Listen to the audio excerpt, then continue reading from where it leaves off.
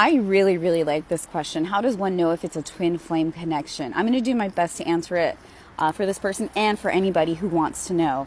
It's super crucial to know the patterns, although every twin flame journey is different. I want you guys to keep that in mind. Every twin flame journey is unique. However, there are certain common patterns. So I'm going to explain some that can help.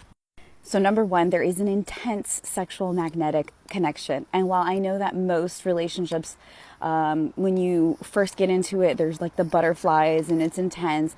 This is beyond that. This is like a very sexual physical attraction times 10. It's like you can't explain why you feel this physical passion with this person, especially if you've never even been intimate with them, which is very, very common. You just feel this sudden urge and desire to be with them. It's like fireworks, which is a common term to describe twin flames. Number two, there's always going to be one or more separation phases. And the reason is because you have to grow spiritually. The whole purpose of a twin flame journey is not 100% romantic. It's actually to evolve and connect with God and your higher self. You both have to be spiritually aligned in order to come into union. So if you're not connected to God, to your higher self, and if you're not evolved mentally, spiritually, emotionally, you're never going to come into union. And due to those separation phases, you will most likely enter what's known as a dark night of the soul / ego death. So what happens is when you meet this person, you will suddenly become triggered.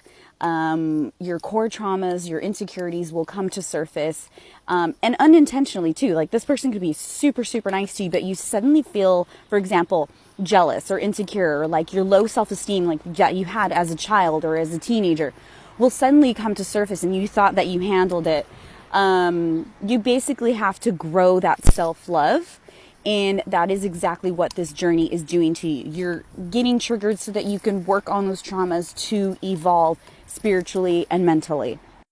Also, part of the ego death is essentially killing off anything that has to do with your ego. So anything external, materialistic, shallow, just you're going to want to stop and get rid of anything ego-based in your life.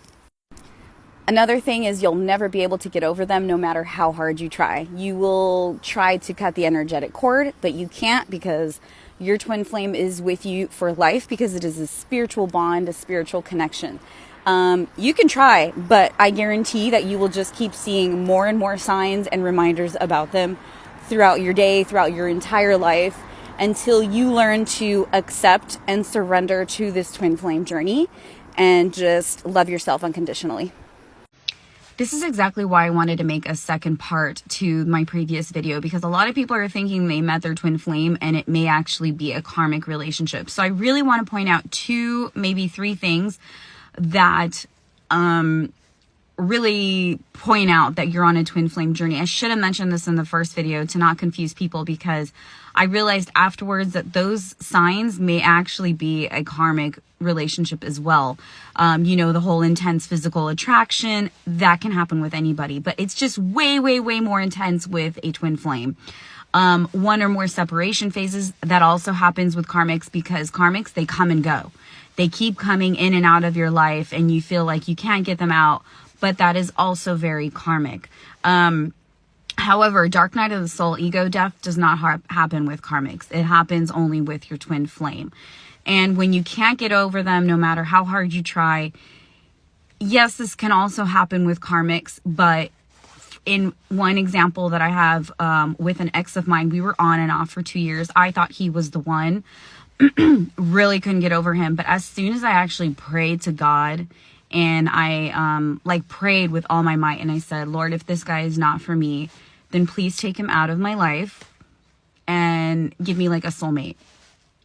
And that's exactly what happened. I didn't get over him overnight, but the pain about him went away. Okay. That's kind of how you know.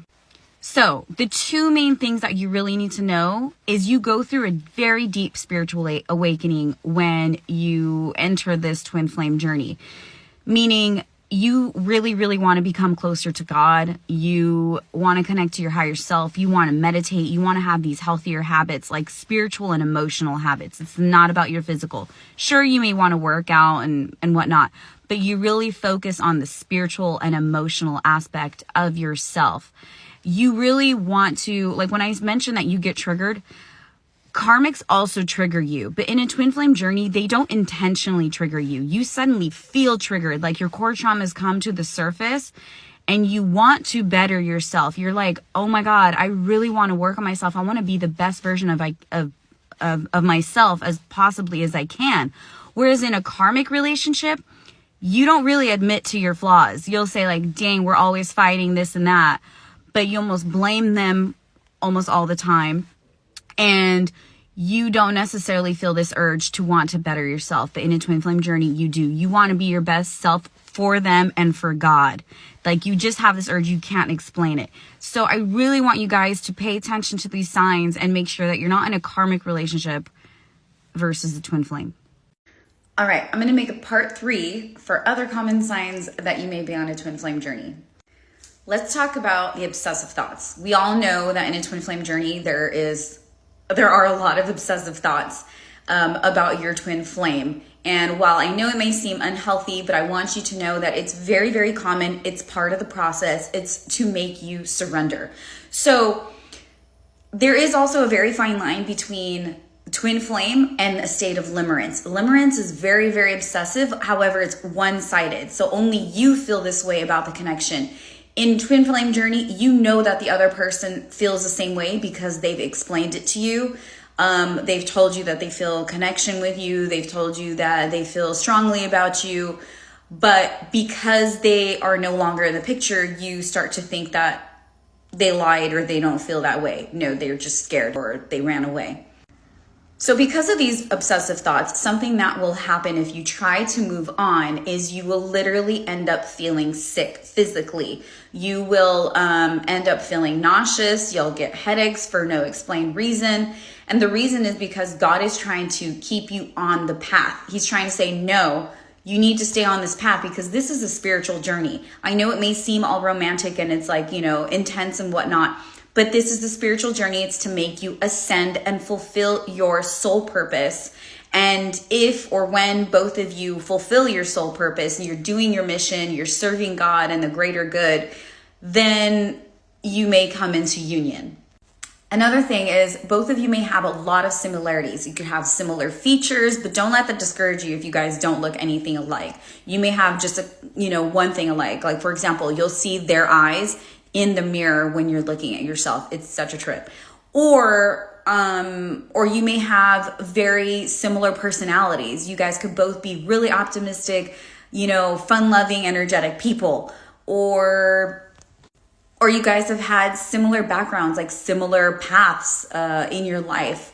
But sometimes it's kind of hard to know because in the beginning, you really don't know much about that person. So it's hard to tell on that one.